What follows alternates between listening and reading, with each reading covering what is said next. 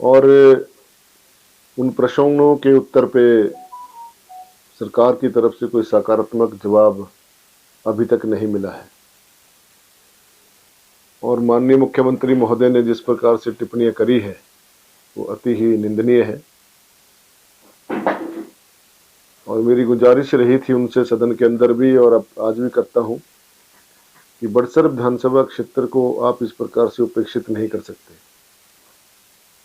जब उपचुनाव का समय था तो आपने स्वयं कहा था कि बड़सर का मैं स्वयं एमएलए हूं, मुख्यमंत्री भी मैं हूं और बड़सर के सारे काम मैं ही करूंगा।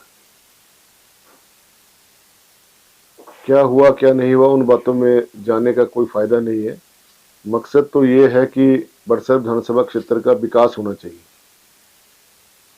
और जो मेरा दायित्व बनता था विधानसभा के अंदर प्रश्न लगाए, चाहे स्वास्थ्य संबंधी हो, चाहे पंचायतों से संबंधित हो, चाहे कृषि क्षेत्र से संबंधित हो, जिनका क्रमबद्ध तरीके से जो जवाब आया वो सरकार की तरफ से सकारात्मक नहीं था।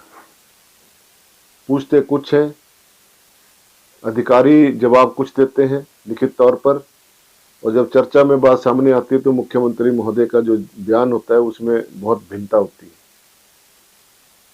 यही नहीं, जो प्रदेश से जुड़े हुए मामले भी हैं, चाहे आपदा को लेके हैं, चाहे विकास को लेके हैं, चाहे अन्य मामले हैं, चाहे कर्मचारियों से संबंधित हैं, चाहे मजदूरों से संबंधित हैं, चाहे महिलाओं से संबंधित हैं, जब इस संदर्भ में प्रश्न पूछते हैं तो प्रश्नों का जवाब कुछ और होता है। और जब हमारे माननीय सदन, हमारे प्रतिपक्ष के नेता जयराम ठाकुर जी या अन्य हमारे वरिष्ठ नेता जब कोई प्रश्न रखते हैं या चर्चा के लिए बात करते हैं तो सरकार का ढुलमुल रवैया और उन बातों को जो सही तरीके से जवाब नहीं देते। इससे यही जाहिर होता है कि सरकार जो है गंभीर नहीं है आम जनता के प्रति, और गंभीर ना होने का कारण सबसे बड़ी बात है जो आर्थिक दंश जो सरकार झेल रही है वही सामने आता है। कर्मचारियों को डीए देने की बात थी,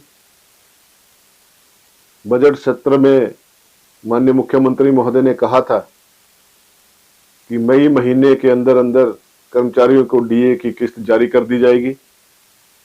लेकिन जब अभी वर्तमान समय में जवाब मांगा गया उनसे, प्रतिपक्ष के नेता ने और हमारे वरिष्ठ नेताओं ने चर्चा करी, विधानसभा के अंदर प्रश्न लगाए, तो उसके जवाब में माननीय मुख्यमंत्री ने महोदय ने कहा कि प्रदेश की आर्थिक स्थिति ठीक नहीं है, इस वजह से जो हम कर्मचारियों को डीए की किस्त नहीं दे पा रहे हैं।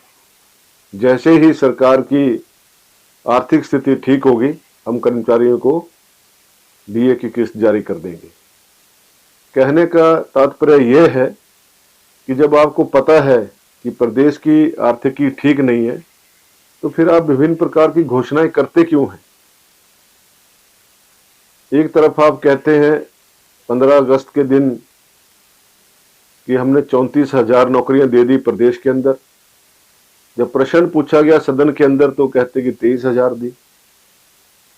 अब 23,000 भी कौन सी दी, जो आउटसोर्स में नौकरियां दी उनको भी वो सरकारी नौकरी, जबकि नोटिफिकेशन में क्लियर है कि जो भी आउटसोर्स पे कर्मचारी रखे गए हैं या वन मित्र रखे गए हैं या अभी जो पशु मित्र रखने जा रहे हैं उसमें स्पष्ट लिखा हुआ है कि आप लोग सरकार के कर्मचारी नहीं होंगे, ना ही आप सरकार से कोई लाभ मांगने के हकदार होंगे। तो किस प्रकार की नौकरी हुई।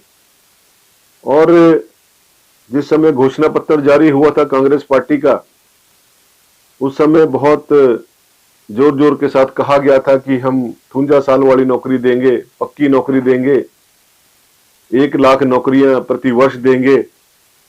आज 2.25 साल हो गए तो उसके हिसाब से तो लगभग 2.5 लाख नौकरियां तो मिल जानी चाहिए थी।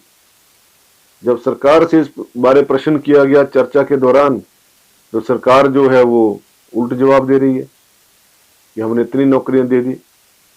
स्वास्थ्य के लिए मैंने अपने विधानसभा क्षेत्र का प्रश्न रखा था, सिविल हॉस्पिटल बड़सर की बात कही थी और माननीय मुख्यमंत्री महोदय ने प्रथम बजट स्पीच में कहा था कि मैं हर विधानसभा क्षेत्र में एक आदर्श स्वास्थ्य संस्थान बनाऊंगा।